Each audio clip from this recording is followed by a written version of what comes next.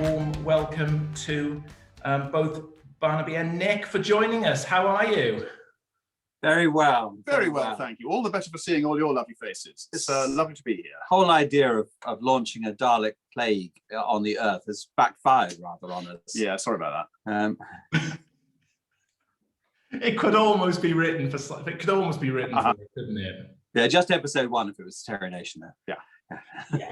And 5 empty scripts thereafter. But no, yeah, like that. We'll get into trouble with the Nation estate there somewhere along the line, probably.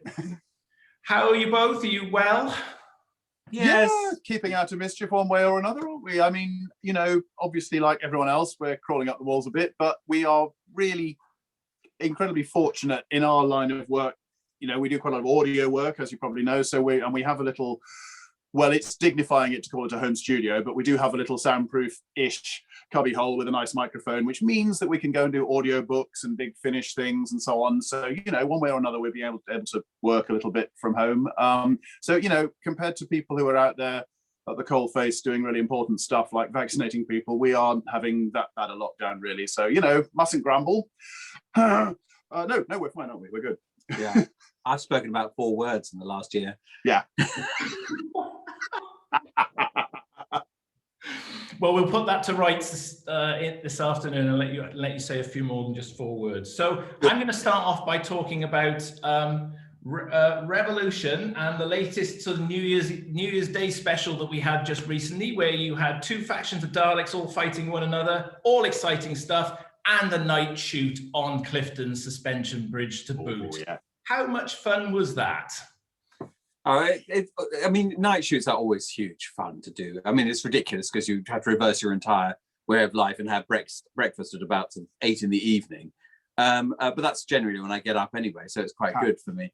It was really exciting. It was lovely to see them all lined up on the bridge there. Of course, they can't actually close Clifton Suspension Bridge. So despite the fact that we'd all signed various non-disclosure agreements and everyone was being shot who even mentioned Daleks, members of the public were just constantly going over the bridge. I mean, they close it to traffic. They can't close it to... But there's a walkway that goes like that. I'm illustrating what a walkway is in case people don't know. No, that's what lockdown's done to me. But no, there's a kind of pedestrian walkway along the side. But yeah, people were going back and forth. We were really lucky with the weather that night because, as I'm sure you know, it was shot like ages ago. It was shot well before all this happened. It was shot in end of October, beginning of November 2019. So it's one of the longest gaps. It must be the longest gap ever, actually, mustn't it? Of a Doctor Who story being shot and being shown. I don't know.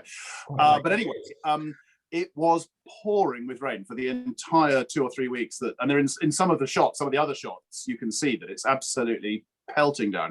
But that night on Clifton Suspension Bridge was the one night that it stopped raining, and it was kind of misty and quite atmospheric, and it just looked great. So we were really lucky in that respect. It was good fun, wasn't it? And it wasn't usually, if you're night shooting, it goes on absolutely until first light. You're still there at 6 o'clock in the morning, just propping your eyes open with matchsticks. But as I remember it, we were actually done at a reasonably civilized sort of 4:30 or something, weren't we? I can't remember. Think so, yeah. And then back to the hotel to fall asleep. Yeah, it was great fun, and great fun in the studio as well. It was it was a good one to do, wasn't it? Yeah, it's really sweet. It's nice. The sets were lovely. They were proper 360 sets, and they would take out an entire wall if they wanted to get the camera in and stuff like that. But you could all those. It's not sort of computer generated. They are fully 360 sets, which unfortunately, because they were so brilliantly designed to be pods that you could remove sections and put different parts of the spaceship in.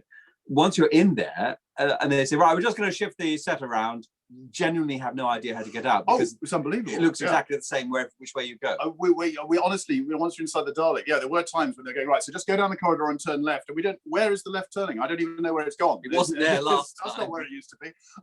Because, of course, Lee, the director, was doing all these steady cam shots, which are kind of swooping around and around the Daleks. There were quite a few of those, which is why the set had to be completely, it wasn't like a proscenium arch set. It was 360 degrees. It was like being in a real spaceship, wasn't it? Well, a bit. But it was great. I've not been in a real spaceship before. Oh, have you? No. I was going to ask, what's a real spaceship like? Yeah. It's what I think being in a real spaceship would be like. But what do I know? But yeah, it was good fun, and the gang were all lovely. It's the first time, obviously, that we'd worked with Jodie, because the previous Dalek story just had the one remote controlled Dalek. At which point we thought we might be out of a job for life, but no, that didn't last. We're back. That didn't last. So no, so no, it's lovely working with Jodie and all the gang. They were great. Because Jodie was actually there in the TARDIS at the end. I know in the final thing it looks like a hologram. Weird, isn't it? Yes. But she was actually there doing her lines in front of us, so we did get to do a little bit with her. So yeah, it was great. Yeah, that was a lovely set. That TARDIS, the old TARDIS, the alternative TARDIS. Yeah, just someone had put all these tiny little post-it notes all over it. It was I wish they'd cleaned that up before we shot. And of course, the alternate Daleks, the new shape Daleks. So. What are your thoughts on those to start with? Did you like the design? And were you operating both types? Well, we enjoyed destroying them, obviously. Yeah, because they were remote controlled. Okay.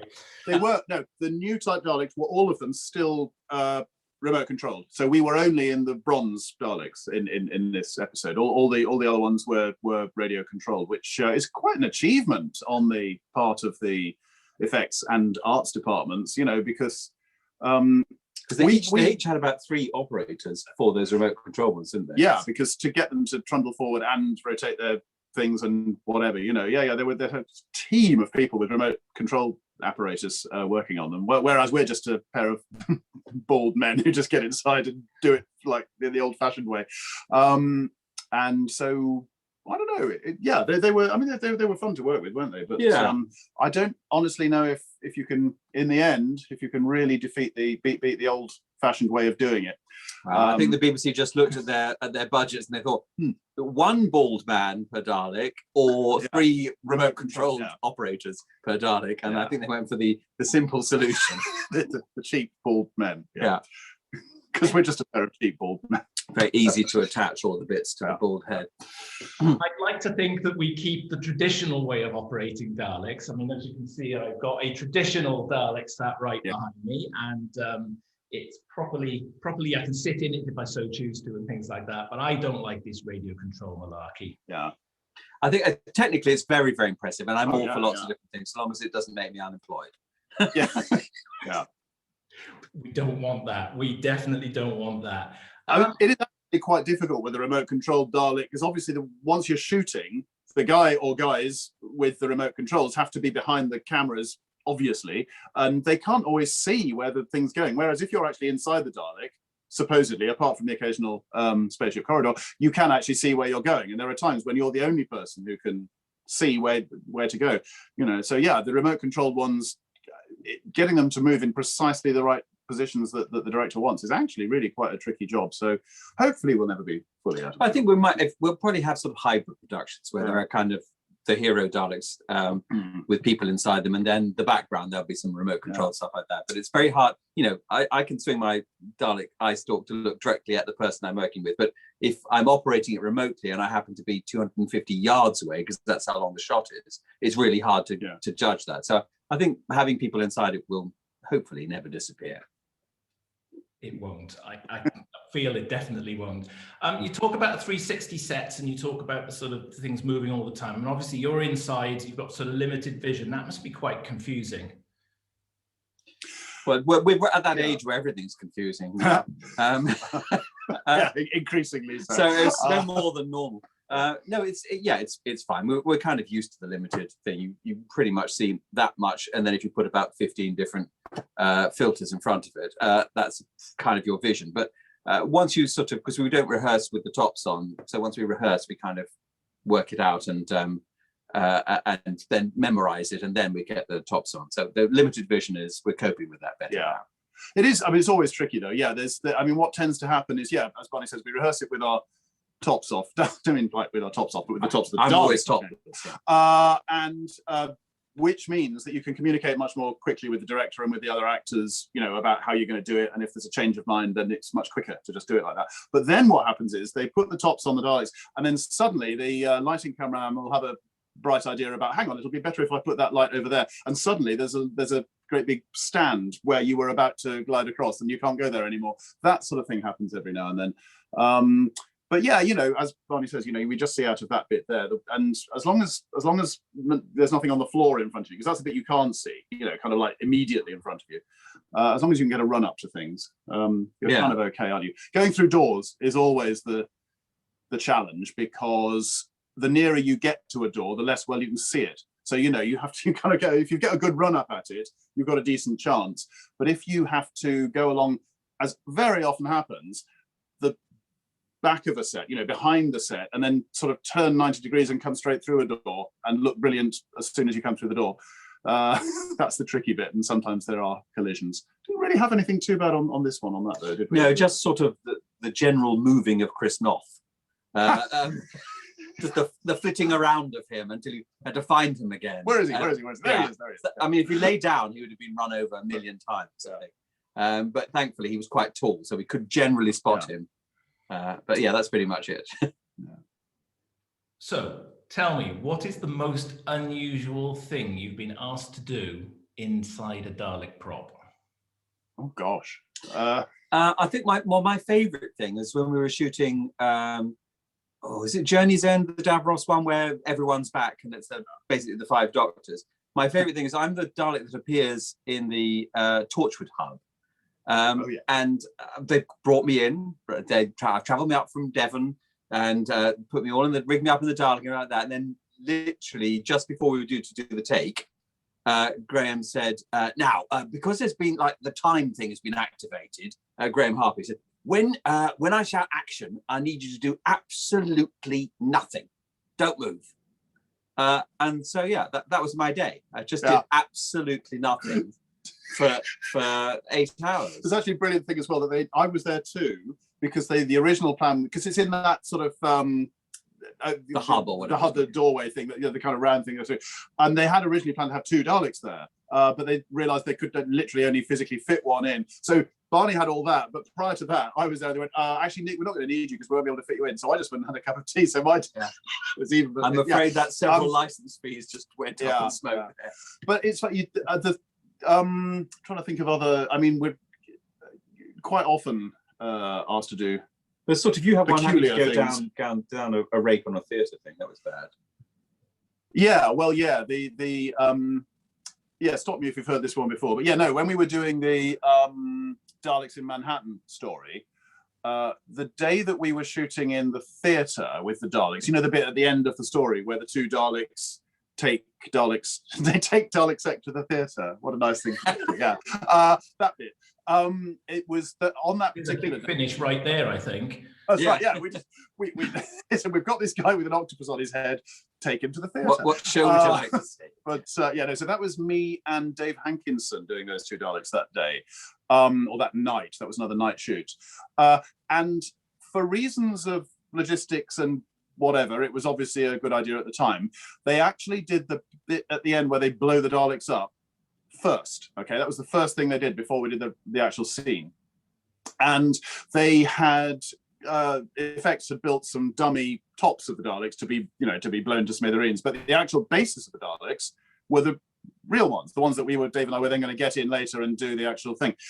So anyway, they put these dummy things on and they packed them with explosives and they blew them up and it looked great. Didn't make a huge noise, but it did make a huge mess. There were kind of bits of cork and things that they packed in there to make, debris flying everywhere, and lots of soot, because that's what you get with explosives. So anyway, they did that, and then they said, "Okay, boys, time for you to hop in." And we just both went over and looked in the bases of these, and they were just full of crap. They were absolutely full of soot and dirty. And so Dave and I pulled ourselves up to our full height and said, "If you think we're going to get in there, my man." No, we weren't like that. But we said, any chance of maybe just like someone got a dustpan and brush, just so that we can make it a little bit less hideous. And then someone came along, bless them, they were only doing their best, and we had asked, came along with a load of that, what do you call it, Swarfiga stuff, and just sort of splashed it all around inside to clean it up. And they said, "There you go, that's nice and clean now." And it was, but it was utterly slippery. It was like climbing into a jelly. And this stage had a slope on it, a rake, like a lot of old-fashioned theatres do, sloping down towards the audience. So Dave and I are kind of slithering around inside these Daleks, which are just lubricated now, on this slope. And then, of course, the Daleks have blown their way into the theatre. So we rehearsed it a couple of times with us just gliding down the thing. And we were kind of just pulling back, trying not to just career down the rake and fall off the end of the stage and kill David Tennant, who was in the stalls. We got through that okay, but then when we actually went to the take, of course, the Daleks have in fact blown their way through the back of the thing. So of course, smoke had to be there. So suddenly the guy with the smoke gun comes out and fills the place with smoke. We couldn't see a thing. So we just kind of slithered our way pathetically down the stage, trying not to fall over, jelly everywhere, smoke everywhere, couldn't see a thing. Anyway, I think we kind of got away with it, but it was mental. It was an absolutely bonkers evening, that was. But oh, what fun. It was great fun. I can't think why I decided not to do that. It was an extraordinary night. But yeah, there's always funny things that you sort of have to do, you know, even if someone doesn't ask you to. There are instinctively, when we were doing the Bad Wolf Parting of the Ways story, as you'll remember, the guns in that were kind of real. They weren't laser guns. They were machine guns that the humans had.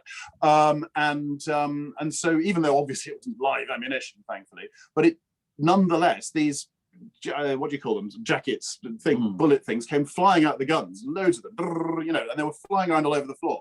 And obviously we were doing take after take of these various bits, and we had to keep, they would pull us back to our starting positions again to do another take, and then someone would come around with a broom and sweep away all of these things.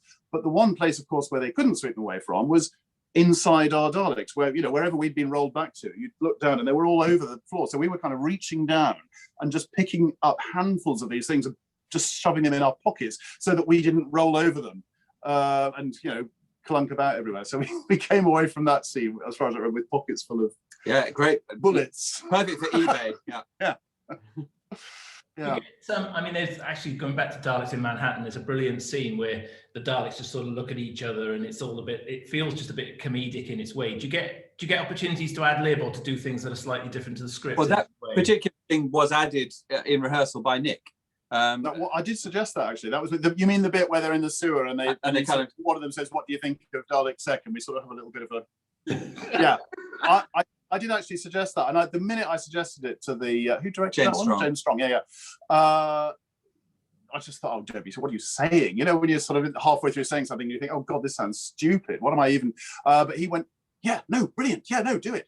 So we did do it, and I think it was quite fun. I expect some people thought it was a bit too silly, but yeah, no, that was one of ours. Well, I mean, pretty much everything the Daleks do is us, because there's no same director each time, and there's no Dalek movement coordinator. That's us. What the Daleks do is what we suggest to the directors, and sometimes they just say, do that a bit more, do that a bit less. But yeah, everything that happens is some directors do. I mean, different directors do have different ideas about what. So Graham likes them to move. Graham Harper always liked them to be very kind of manic and kind of jittery the whole time and sort of swooping about. And when we're just sitting on the spot shouting "exterminate," he liked us to be kind of quite almost wobbling with fury, you know.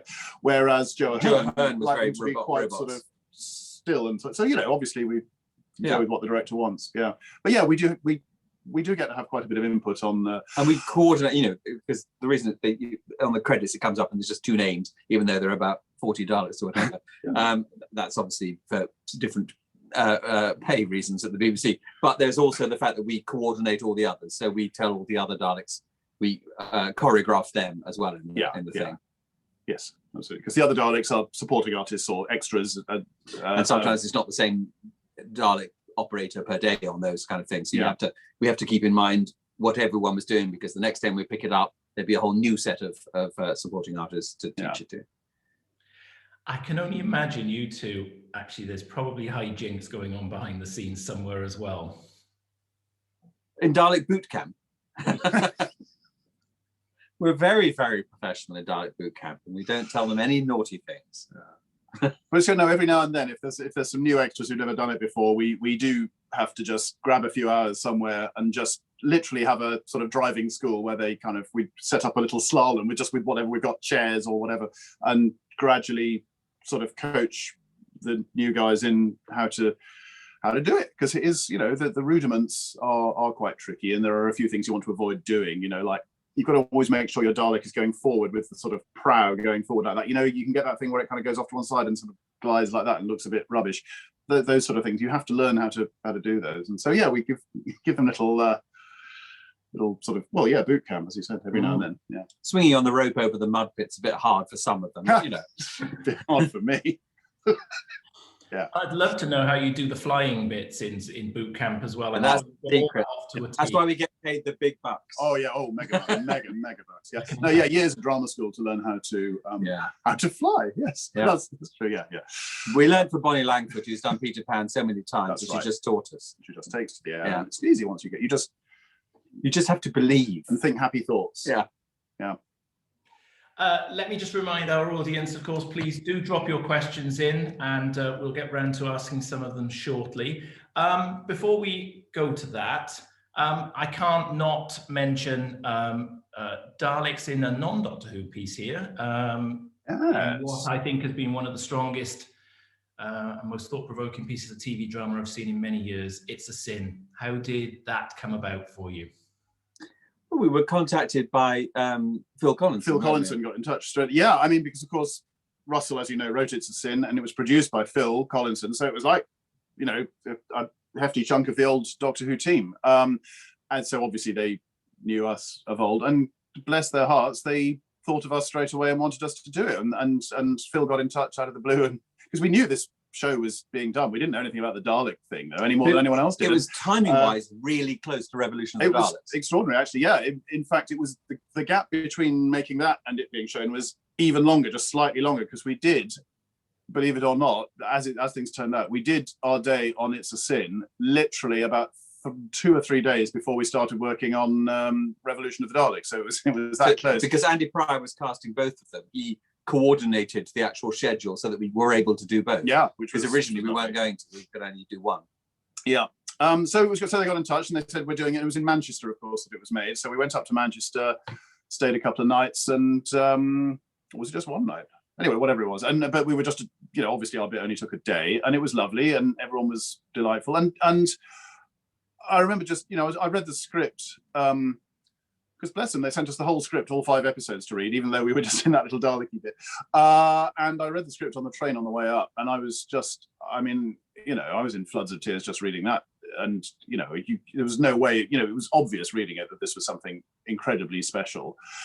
And, you know, without wanting to sort of, let's make it all about us, but you know, Barnaby and I are both of pretty much that generation. We're pretty much the same age as those characters were back then. And we lived through that, and you know, we're among the people who are lucky enough to survive it, as other, you know, so many other people were. But you know, we sat by our share of bedsides and went to our share of funerals, and so to be involved in something so that tells that story in such a brilliant way, and it's such an important story to tell, because I think, you know, there are people who were alive at the time who didn't realize what was going on, and people who weren't alive at the time who simply have no idea.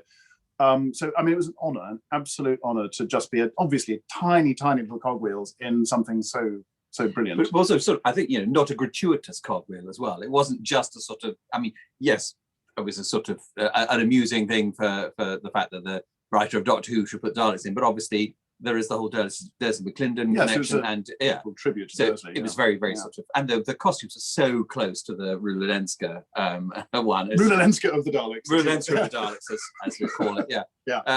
So no, it was just so lovingly done, and the sets were fabulous, and they spent ages trying to create exactly the right rubbish sort of explosion that they would have had back then.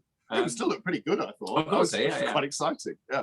No, it was a real honour to be. It's just so sweet of them to ask us to do it. So we were very flattered by that. And to have read the scripts in advance, I mean, wow, powerful enough. I would imagine the scripts just, you know, just hard reading in themselves. I don't know whether you've sort of seen what a Russell script looks like, whether you've seen it online, any of you folks, but he's such an economical scriptwriter, not just in the terms of the dialogue, but all of the stage directions are so brilliant. They're so, you know, he'll write 3 words and it'll sum up entirely what happens in that thing. And in It's a Sin, he kept putting bits in brackets, like sort of, this actually happened and things like that. Because I think a lot of people reading the script or whatever would sort of think, oh, there's no way the police would wear rubber gloves before they beat some people to death. No, they did do that. Or court orders being issued to keep people in prison. Or not having mortgages and all that kind of stuff. So Russell kept putting that in brackets after his amazing stage directions. So reading the script was astonishing. I mean, that's one of the extraordinary things about it. It's a brilliant piece of drama which does what it does brilliantly, but every single thing in it did actually happen. well, I'm not sure about Margaret Thatcher's coffee, but here's hoping. Yeah, fingers crossed on that one. I'd like to think it probably happened, if I'm honest. But we won't go political. We'll behave ourselves. We won't bring politics into this discussion at all. And obviously, you're right. It's a real touching tribute to Dursley. And I've got to also, at this point, I'm going to call out Aaron. I'm going to call out Friends of Ace, and I'm going to say what a fabulous, fabulous tweet along and build up through the course of the last week. Their tribute to Dursley's been going through. We're sort of capping a Dalek weekend, really, but. When I last looked, we were upwards. There's about £800 more or less. I think last look. There's about I can see Aaron there in my eyes. Actually, there's about £800 that have been raised for the Terence Higgins Trust alone, just off the back of what I think has been a brilliant weekend. And I'm going to say full thanks and well done to Aaron, because you really have pulled off a blinder there. Absolutely brilliant. Right, I'm going to go to audience questions in a minute because I've got a few there. I will come back. I'll ask you some more questions after we've done that. Before I do, I'm going to remind everybody, of course, that we're doing our Zooms free of charge, and we are doing them in support of the Theatre Support Fund. It's a terrific cause. Lots of artists right now struggling because of the situation that we all find ourselves in.